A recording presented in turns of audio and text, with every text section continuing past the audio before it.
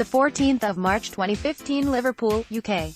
Joe Swinson speaking at the Liberal Democrats Spring Conference. Photo by James Gourley. Liberal Democrats. The general election is being fought on multiple fronts.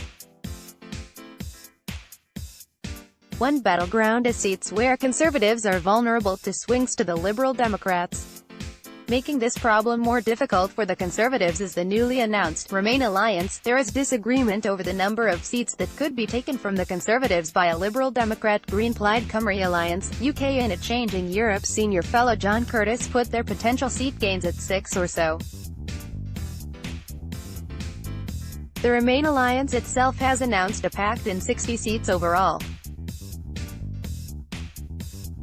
The Remain alliance could make the difference in 11 Conservative seats. The first question is where this Remain alliance could be a critical factor in eating into Boris Johnson's hopes of a majority. Best for Britain's MRP constituency poll, based on a 9-point lead for the Conservatives over Labour, with the Lib Dems on 18% and the Greens on 6%, is a good place to start. There has been some debate about its use, but it is currently the best granular data we have for seat-by-seat analysis in England and Wales. The poll predicts that, without a Remain alliance, the Liberal Democrats would end up with 19 seats, including those in bold in the table below. Given the party ended the last parliament with 20 MPs, largely owing to defections, this would hardly represent a surge. Yet if the entire predicted vote share for the Liberal Democrats, the Green Party and Plaid Cymru moved en masse to the Liberal Democrats in the constituencies below, they would pick up a further 11 seats from the Conservatives, all those not in bold, giving them 30 overall. Voter behavior is difficult to predict. The obvious caveat to this, of course, is that Green and Plaid voters won't all flock to the Liberal Democrats, especially because their parties are unlikely to gain any seats themselves from the alliance but merely help defend the ones they already hold. Yet this could also work the other way. There is the possibility that the pact could be, to use political science jargon, an additive coalition, that is, more than the sum of its parts, motivating voters to turn out who would otherwise abstain. A further number of seats may not have enough Lib Dem, Green and Plaid voters to win but may do so if they could also attract Labour voters. In traditional Conservative seats, the Remain alliance may be an attractive proposition to Labour voters who want to cast a decisive ballot.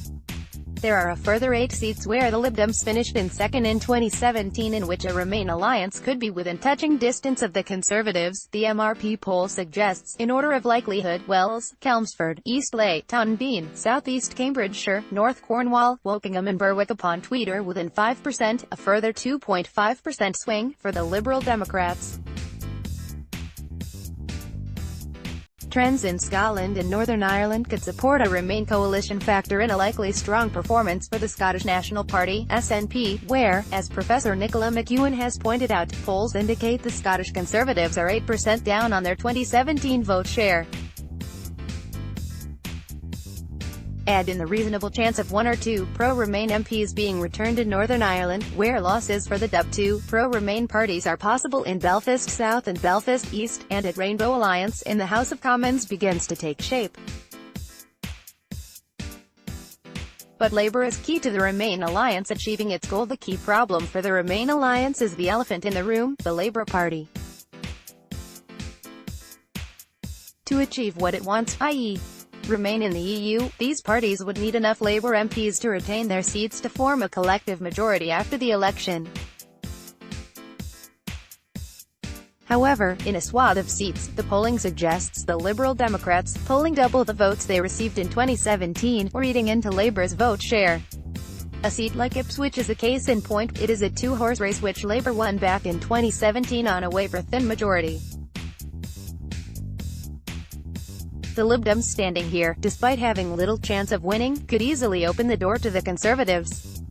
The Lib Dems could also reduce Labour gains by standing in marginals like Hastings and Rye, again a two-horse race between Labour and the Conservatives.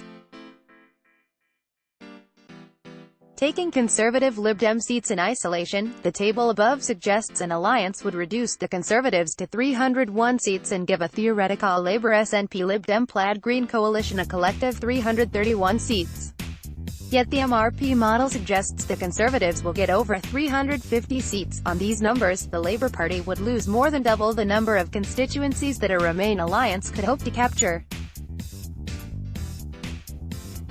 As a result, the big strategic problem facing the Remain alliance is whether they can, and want to, encourage their supporters, implicitly or explicitly, to put their cross in the Labour box, where their candidate has a little chance. This would include seats, such as Burnley and Colchester, that in the past decade have had Liberal Democrat MPs, but where now Labour are in a better position. Convincing their supporters to vote Labour in particular seats without a reciprocal agreement could be even more difficult than forming the Remain alliance itself. Yet if these parties really want a referendum on Brexit, it will be Labour that ultimately holds the key to it. By Matt Bevington and Dr. Alan Wager, researchers at the UK and a Changing Europe. Disclaimer: the views expressed in this analysis post are those of the authors and not necessarily those